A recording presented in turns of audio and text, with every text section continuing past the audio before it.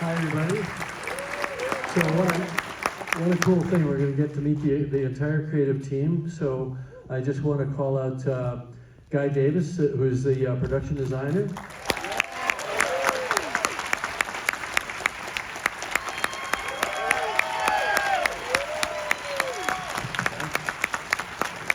don't know where we're supposed to sit, but just grab a seat. And Scott Gershin, who is our sound designer.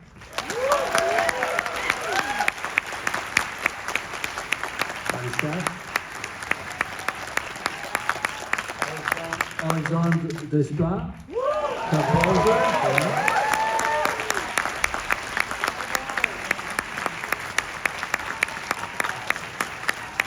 And the co-director with Guillermo, Mark Gustafson.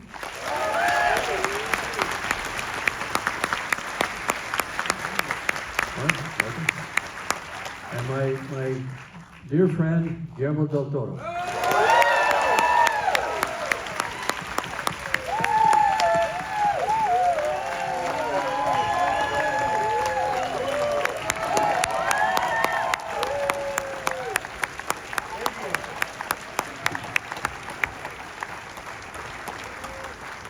We want two of the actors of the film. ¡Hola! ¿Qué pasa? A huevísimo. He speaks Spanish, man. We have a rare privilege here this evening to have the creative team for this beautiful, heartwarming and heart-wrenching film, and to hear it from them directly, how they did it and their interactive dynamics creatively. So I'm just going to plunge right in. I was told to start with the far end, but I'm going to start with my pal, my great and dear friend Guillermo. And maybe you can just talk for a second about your creative dynamic with Mark and how I've never co-directed a film. How do you do that? What was the interaction? Well, the beauty in animation is that it actually is the wise thing to do. Number one, and the endeavor was so enormous. And it was, I think that neither of us separately could have handled the whole film. It was gigantic from design from the beginning, writing the screenplay and all that. All that I can do because I've done it a number of times. But Mark and I looked at the amount of days. We ended up shooting about almost 1,000 days. And we looked at the normal unit number in a movie is 30, animated movie, 31 units. We went to about 60 or over 60 units shooting at the same time. So we would launch, first of all, once we were greenlit, we went through the pre-production together, and I could be physically there. Yeah. We started shooting, and as you know, in animation, you start with one unit, then it's two, then it's four, then they keep multiplying. Because each of the units is going to have a Geppetto, a Pinocchio, a double Geppetto, a triple Geppetto, a quadruple Pinocchio. We have to repeat sets and all that. And then COVID struck, and everybody started interacting through Zoom. Yeah. So it was all natural from then on. We launched every shot of the film together. Two of you. By Zoom, yeah. We would launch it by Zoom, and then Mark was physically in Portland, and I would open the files in the morning like a kid at Christmas. And I would go, let's see what, and I would be either very grumpy or very nice. And but we had a sort of a brain melt on our styles and taste. What would you say? Absolutely, yeah. Fortunately, I mean, you don't know that going in. You're like, Were you trepidatious because he's Guillermo del Toro? yeah, he is Guillermo del Toro. Still. Yeah, no, yeah, no, that was, you have to raise your game. You have to do your best work because his filmography speaks for itself. But I think what was exciting for me one of the things that was exciting about working with Guillermo is when you have someone like him on your project, he's gonna guard the gates. You're not going to get notes. We're going to make decisions. You're talking about studio now. Yeah, That's right. Yeah. Fuck that shit. And there was. Couldn't have said it better myself. We talk like that in the business. And there were no test screenings whatsoever, nothing like that. And so, you know, to the extent that it would either succeed or fail, it was based on, you know, our choices. And yeah, exactly. And the reason for that, which I learned from a dear friend of mine, you know, the reason for that is ultimately one of the goals there were two goals significant to this movie. One, Mark and I very conscientiously made the animators in this movie and the crew, we stopped the idea that this is a boys' club. 45% of the crew was female. We gave the animators, some of the female animators, their first shot at key animation, and they absolutely killed it. Yeah, definitely. And we actually found a bunch of, well, I should go back. We shot this in Portland at Shadow Machine. Which if the Taliban wants to blow up stop motion, they would only put one bomb there. That's it. Because that's where Leica is there in Portland, and Wendell and Wild, Henry Slick's film, was shooting at the exact same time as us. So we had the biggest concentration of stop motion animators ever collected in one place. In the universe, yeah. Yeah. But the other two things were I wanted part of the movie to be animated by Mexican animators in Mexico. And we did it. Where were they? At Mexico City? In Guadalajara, man. Guadalajara. And the final part, which is very important, is And you were there moving the puppets yourself? no, I touch them now. I saw you backstage. Yes, You yes. met them. Yeah, but the final one was to tell the animators, you are actors. We said that first day of shoot, you're actors, you're gonna be treated like actors, and you're gonna be credited like actors. And they're credited right before even the voice cast, on the main credits. That's great. And when we were briefing them, we always said, look, this is what we need. This is what the character is thinking and feeling. Here's the marks that they need to hit. But you, once that curtain closes and it's just you in there for a couple days or a couple weeks, it's your shot. If you see an opportunity, take it. Because we really wanted the animators to have ownership of this stuff. So an animator would follow a character, and another animator would follow another character? As much as possible. Yeah. Yeah. And did you find that there were certain people that excelled at certain characters? Absolutely, yeah. We found our Geppettos. We had like 3 animators who were exceedingly good at Geppetto, and we had our Pinocchios, and we also found that different Pinocchios. We found that people were, you know, obviously better at action scenes, or some people were better at the emotional stuff. So there's the scene. There's the scene in the bedroom where Geppetto is putting Pinocchio to bed and Carlo to bed. Yeah. One animator was in that tiny bedroom set for 2 years. Same with Death and Pinocchio. This Brazilian animator, Thiago, came from sunny Brazil and was kept in that limbo for 2 years, fed Cheetos and Get fed them under the door, right? Yep. He came from Zamba and no. Well, the directors could rock out all night, but let's talk to a guy about the sets. I'm told there were 99 sets. So how do you approach production of that? I imagine in its initial stage, it's not that different from a typical full-scale build, but then what happens after that? Yeah, I mean, design-wise, we tackle almost everything the same as like live action. Because I've worked for Guillermo for like about, I think, 13 years now on different live action and some traditional, you know, animation. And the process was basically the same, except like now on Pinocchio, I was joined by Kurt Enderle, who was also the production designer with me. And his expertise was stop motion, because he had worked on Isle of Dogs and I think some others that he's going to remind me afterwards that I forgot to name. But he had the practical experience of stop motion, so I could work with Guillermo on the concept and the design, and then he could bring it to fruition with our art director Rob Basu into building it. Did you work in CG and 3D design, or were you sketching with? I know Guillermo puts a lot of emphasis on the risk. Because I get to keep the art. Yeah, exactly. And the toys. Yeah, so I want shit for my house. You need another house next to your other house. Yeah. But what we did is reference everything from photography. I said, no, none of us is gonna draw a wincy fucking building. We gotta make it real. Because if Pinocchio lands, it needs to land in the exact period.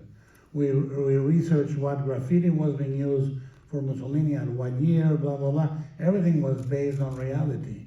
Because Pinocchio should be the only anomaly and anything connected to him. Right. So let's talk about that for a second. You made a bold choice, which you were telling me backstage, actually prevented the film from getting made for a long time, which is to set it in fascist Italy in, I'm assuming, the early 40s. Yeah. Late 30s, early 40s, right?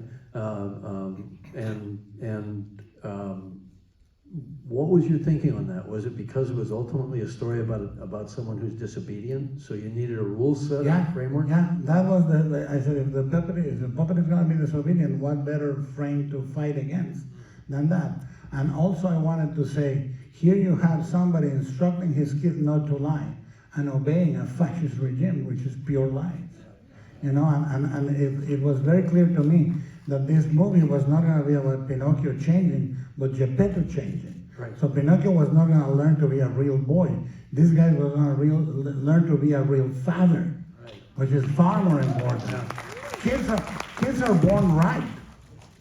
Parents fuck them up. All right, I have one other director-to-director question. So this is obviously about father and son, and this is being recorded. Parents ruin them. Yeah, exactly. So did you, because you wrote the script with Patrick McHale? Yeah, who you collaborated with. Beautiful guy, man. Yeah. So did you approach it, I mean, how much of it was you writing as a misunderstood son of a father, or how much of it was you writing as a father on the quest to understand your own children? 50-50. Yeah. Because the thing is, the worst reviews you'll ever get are from your kids. Tell me. Yeah. 5. You know, and you get them, and the unlike the critics, you know your kids are right. No, they can't be wrong because they didn't imagine all that. So, you know, I learned to see my father as a human being before he passed away after Shape of Water, and I learned to realize that I have lived my parenting life as me, but I was a father. I was that figure, and I started to train myself to live to that, and that's why, to me, the journey is incredibly moving for him to say, I love you exactly as you are, and you don't have to change. You know, I always hated in Beauty and the Beast, that I learned to love the Beast, and all of a sudden this boring guy from GQ comes out. And I go, who is that motherfucker?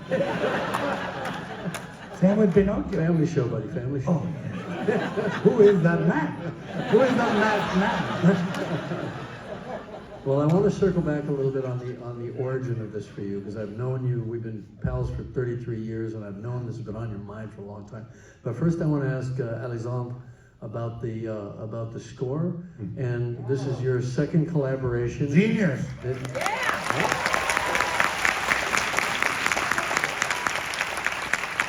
How did you approach it thematically? And because obviously it's a very, very different score than the last one that you guys did. Well, you know, I think we share with Guillermo what I call a joyous melancholy, and his Pinocchio is just made of that. It's the joy of the father finding a child, or loving a child, the love and the joy of a little boy, wooden boy, discovering a new father. It's all these things, and you could not on this film follow just one track. There's so many emotions going on. And of course, what you just said about the father and son relationship, as a young boy, the father, and as the years go by, you live with the father. Sometimes you hate, sometimes you love, and everything is there in the film. And if the inspiration has to come from somewhere, it starts there. It starts with the core of the film, and then there's all this social and political content that's so strong.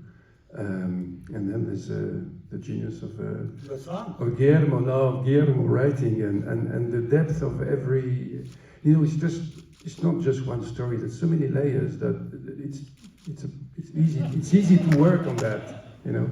Do you compose at the piano, or do you synth? How do you play for him? What you're I coming up with? do a bit of everything, a bit of piano when it's a melody, and then I orchestrate on the keyboard so we can hear all the instruments and to picture, yes.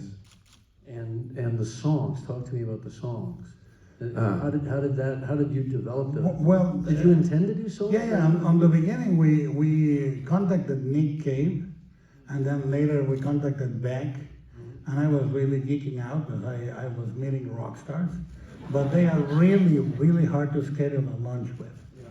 So I said to Alexandre, look, I'm available, I'm cheap, and we started composing, and I did the lyrics for my son, the lullaby, and that was successful. After that, I proved to be not as talented as we thought.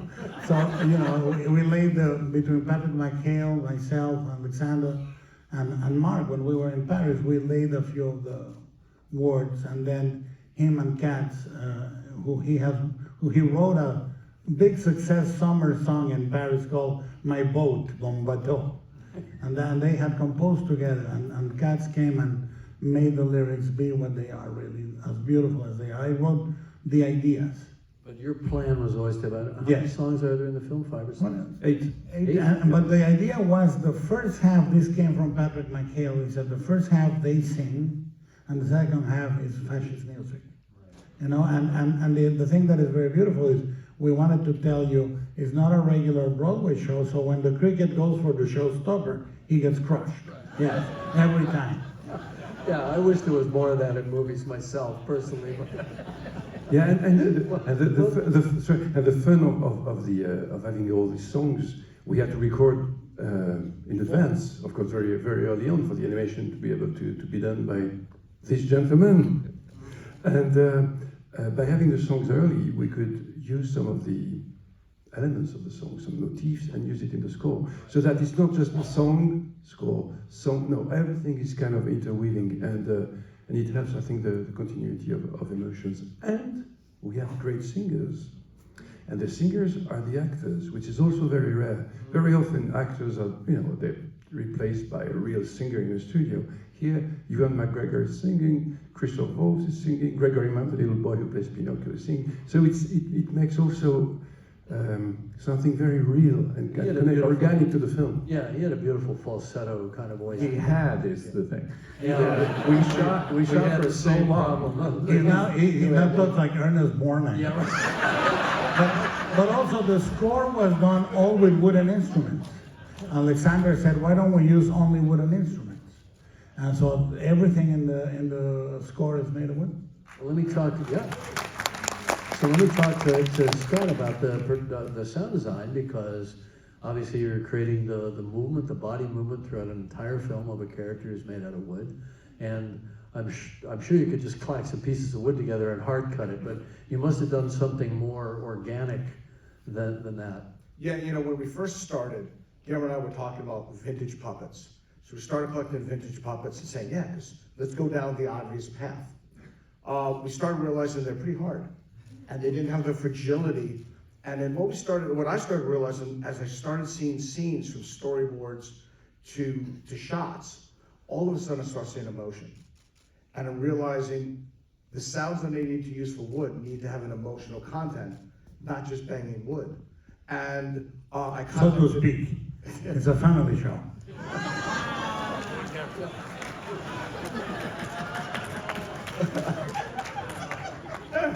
Just turned into a Cialis commercial. Yeah. So we collected a lot of wood, but the problem was there was a lot of wood clacking.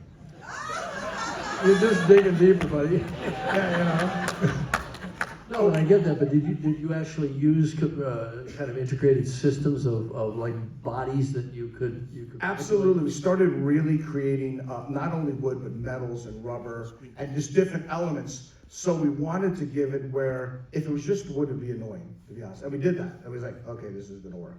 So we put all the little squeaks and all the little things and really pitch bend them and really gave them a personality. So like in the scene where Pinocchio's got the glove on the nose, he goes, just to try to give that, I'm sorry, kind of feel with sounds.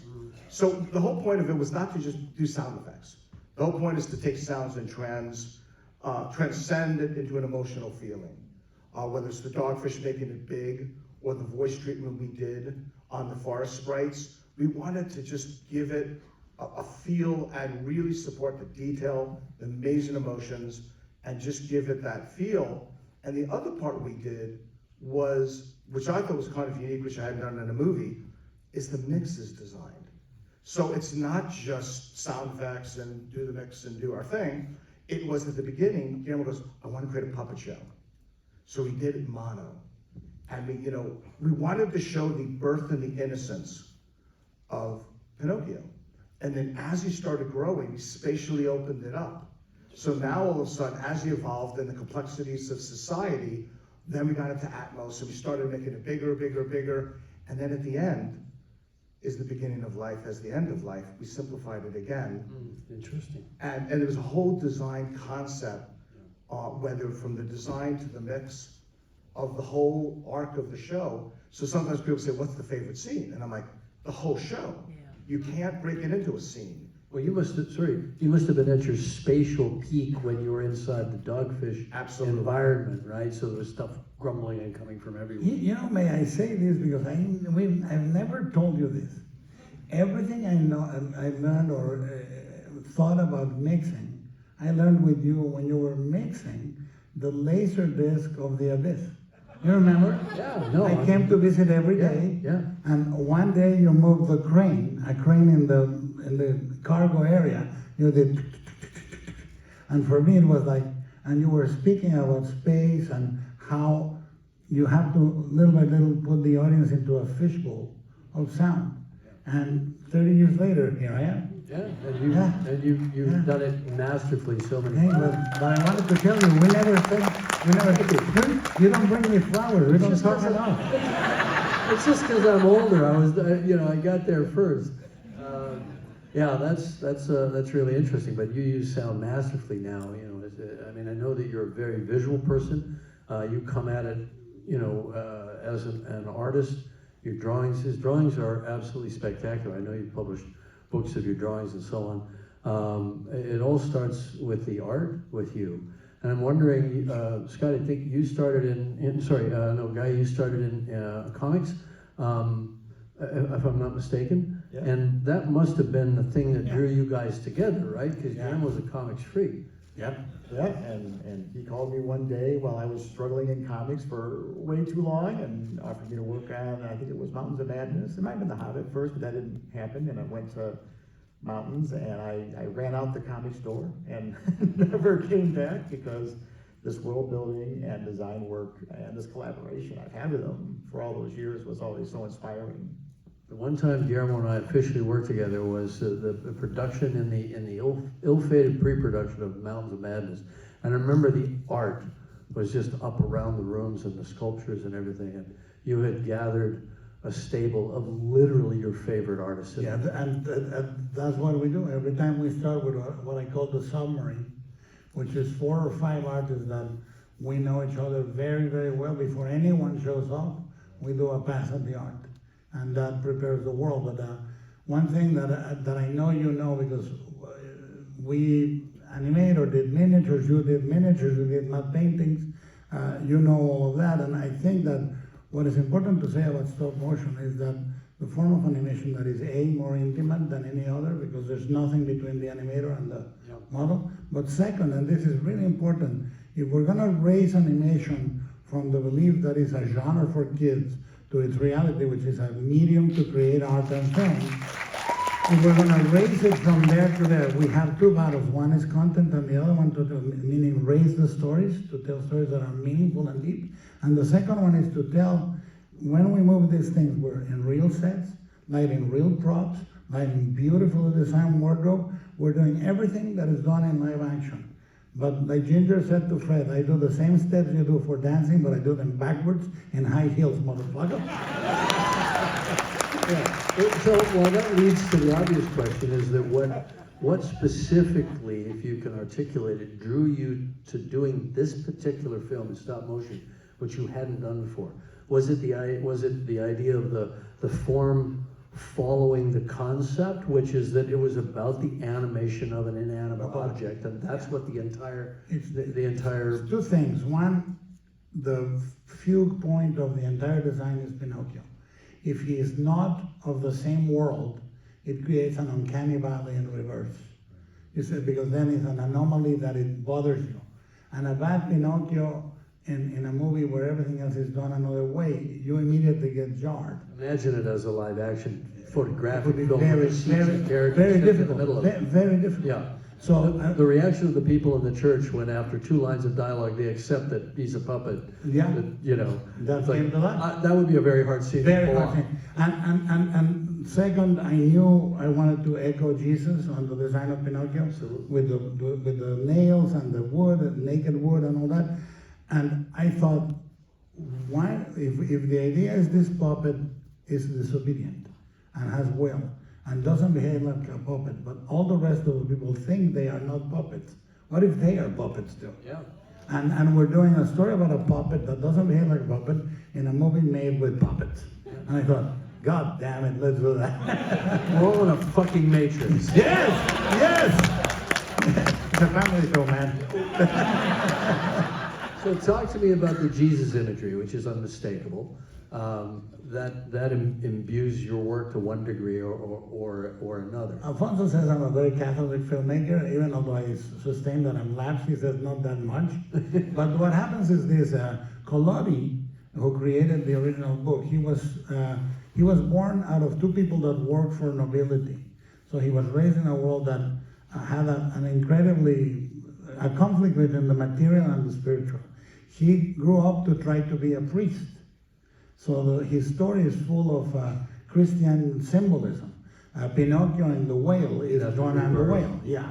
And it's the book of Job, the rebirth, yeah. Jonah's tightly linked to the Christ myth, the 3 days, right? And Pinocchio being made of wood and all that. And I thought, what if we make a Pinocchio that resurrects to save his father? What if we do it against the story of fathers and sons? The fascist and his son, Volpe and Spazzatura, the monkey, and Jesus and his father, who had a really difficult relationship. Hey, son, guess where you're going? Where, Dad? Well, you're gonna go to Earth. And what am I gonna do there, Dad? I'll tell you in 33 years. But you're gonna... I want it to be a surprise. I want it to be a surprise. The worst birthday gift ever.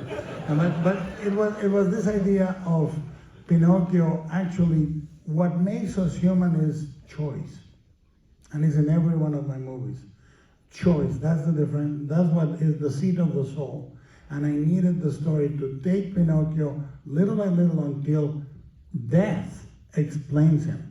Not life. Life was very wanton and He becomes real by being mortal. by saying, chooses I want to go mortality. back and I choose mortality.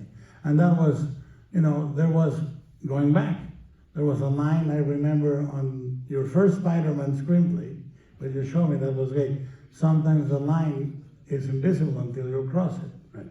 And I wanted it to be visible for Pinocchio before he crossed it. Right. So that tells him, he says, send me back, and she says, you do it.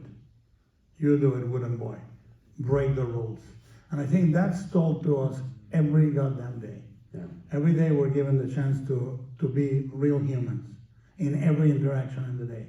And I thought that would make the story feel alive and well, and not a traditional interpretation. All right, so I'm going to draw. Yeah. I feel the pressure of trying to cram hours and hours of what we could be talking about up here into 30 minutes. I think I'm even getting flashed over here.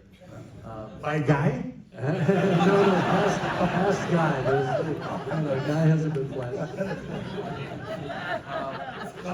So how did you guys connect on this? Did this come to you as a script, Mark, or had you known Guillermo? I don't know It just came to me as a phone call. he just called and said, would you like to work on this film with me? I admire him a lot. Yeah. I mean, Mark is not only, let me be clear, once we started production, once we went into post-production, we directed together. He's not a guy that directed animation, we directed together. We went and discussed each other's instincts, but this man founded claymation along with Will Vinton. He created the most important things in animation. He worked in one of the movies I admire the most, Return to Oz, and he did, of course, the Mr. Fox. I mean, this man is a genius, and I called him like a fan. And I said, hey, would you like to come and suffer through? When was it? 2009? Yeah, about Yeah. 2009. Yeah. But I mean, who's going to say no? I mean, I think I've learned something on every single project that I work on, and sometimes it's as simple as I never want to work with that person again. But I think with Guillermo, what I learned was a movie is not a math problem. It's not about connecting all the dots and getting all the logic perfect. You're not perfect if you're logical. No, it's a watercolor. And that's much more like what stop motion is. You have to honor the medium the same way you do with the watercolor. You have to let the pigments flow, and you have to trust the paper. And you flowed with some of your mistakes when something Absolutely. would happen in the middle of some long take, I'm guessing. Absolutely. We were not trying to make a perfect film, technically. We were trying to make a perfect emotional film. I mean, that was really what we stressed with the animators. It's like, technical perfection is not the aim here. The aim here is to really get at what these characters are feeling and seeing it in their eyes and seeing it in the way they interact with one another. We animated quite a bit in twos rather than ones, but the idea is, can it be expressive? Can it nail the moment? And we animated a lot of failed acts. Why did you do twos? Just to get an intentional jerkiness in certain moments? No, I think twos work great. I mean, most of the time. Sometimes you want ones. It wasn't like a rule where we said we're shooting this on twos. We said we'll shoot it whatever seems appropriate. That's exactly what we did with 48 versus 24 except we did halves and ones. You're doing ones and twos. Yeah, so, there are people there are people like Leica who have pushed this technology really far, and they do incredible precision in their animation, and thank God they're out there, and we've actually used a number of their animators. So they pushed the technology forward like 10 or 15 years, and so we went out and we dragged it back a little bit. Yeah, but the idea was also imperfection is beauty. It is. Yeah. I mean, we is incredibly detailed, but we were looking for the emotion of the character. But Miyazaki says, if you animate the ordinary, it will be extraordinary. And we were looking for ordinary gestures, so that Geppetto gets tangled with a balloon. And it's not a gag. It's not a gag. It doesn't end up with a laughter. It's just a gesture that doesn't need to be there. Yeah. He wakes up and slips.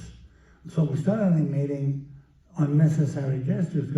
And I told you this last time again. This also comes from something we discussed about when you shoot a back real projection in Terminator 2, you said it's important to put a flare because the mistake tells the audience that it's real. That is real. So that also came from you. God damn it. So here we are. But the hardest thing to animate is the thing you know that's not progressing the narrative. Yeah, but it's the most important. Exactly. Yeah. Right. Because here's when people say, it's man hours, you're paying somebody to stay a week in animation is 1 to 3 seconds per animator.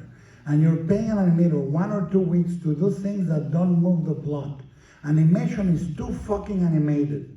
Everything is too efficient. Yes. Everything, the rhythm is too sitcom-y.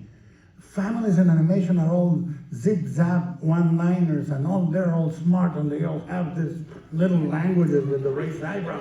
And I said, let's animate real human beings doing useless little gestures, so people end up, at some point in the movie, feeling about them that they're human. Right. It's also why we went with mechanical No, exactly faces. what you're talking about. Sorry. We went with mechanical faces for the vast majority of the characters. As opposed to replacement. As opposed to replacement, because it gives the animators more control in the moment over the performance. And we could get at nuances that would be a little bit more difficult to get with replacement faces, because once you're committed, once you're there, and it's much bigger to go back and correct that. But this way, the animators are actually performing right there in front of the And camera. how did you deal with water? Well, you know, I was watching this going, those poor motherfuckers. well, water was, you know, all the elements, you know, we looked at the film and we went, okay, well, it doesn't make sense for us to do some things, you know, like smoke and rain and that kind of thing. Although rain, when it's interacting with the characters, we literally put little raindrops on them. But, you know, things like fire, we said, okay, how would we do fire if we were gonna do it for the whole movie? And we did some tests. And we went, well, this is how we would practically do it. And then we gave that to the digital artists and said, this is what fire looks like in our world. And this is what, you know, this is what water looks Let like. it inhabit a midway point between the world of. But it was- We wouldn't use real water. I mean, if it looked too real, the puppets would look Right. stupid. It's the same. The mix couldn't sound like a mix on a live action movie. The water couldn't look like real water. It needs to look like gelatin that behaves Yeah. like water. Yeah. But one thing you would appreciate, two things, is when the camera breaks the water line, the lighting is completely different. Yes. The light of the sun, the light of the, you know, the caustic light. So you have to do the two passes for that. And the other thing, and this is again something important, you do this, and I've seen you do this, and it's incredibly important. If we're gonna give any minimal lesson or somebody will hear it and do it, you have to do really difficult things that look throwaway. In Avatar 2, when he tightens the reins right on the edge of the water, it's incredibly difficult. But you're saying, this is real. Nobody notices, nobody says, look at that hand, but that gesture that looks throwaway. Yeah, well, in a funny way, you're spending a lot of energy getting to zero. Yes. Getting to that which people Yes. take for Will granted. never look. Yeah. So But for it's informing them subconsciously. it's the same reason Same that- with production design, right?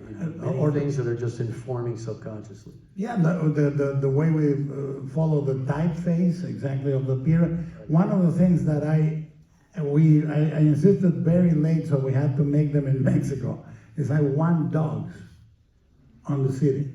And I want them to be victims of the war, missing one leg. Because I wanted the war to exist in the Skinny periphery. ribs showing. Yeah, because I didn't want to show the war. But I wanted to say the war doesn't need to be there to affect you. In the same way that Trump destroyed the entire world and he was in the White House. You didn't have to live nearby, you know? And this is the thing that I Florida seems especially toxic. but I did that on Devil's Backbone. I said the war should exist in the horizon, but it permeates all the activities inside the orphanage. I got a strong Devil's Backbone vibe from that part of the film. But This movie, when one of the reasons it took so long to do, they kept, I would pitch it and they would say, "Is it for kids?" I said, "No, but kids can watch it if their parents talk to them." young kids playing with unexploded munitions. Yes, but the idea was, I said, this movie has to exist as a trilogy between Devil's Backbone, Pinocchio, and Pan's Labyrinth. That's the order. And they need to stand as a movie that is personal and important and artistic to a degree that is not a babysitter fucking movie where you're gonna plop the creature for 2 hours and then you're gonna pick it up and never gonna talk about the goddamn thing. You know, this is gonna be about life and death, and the kid is gonna have serious questions for you on the way to the park. Hey, why did Grandma never come back and Peanut the hamster? You know, you're gonna have to explain this to them. I do want to give a shout out to our DP. We have an incredible director of photography on this film. Frank Passion. Frank Passingham.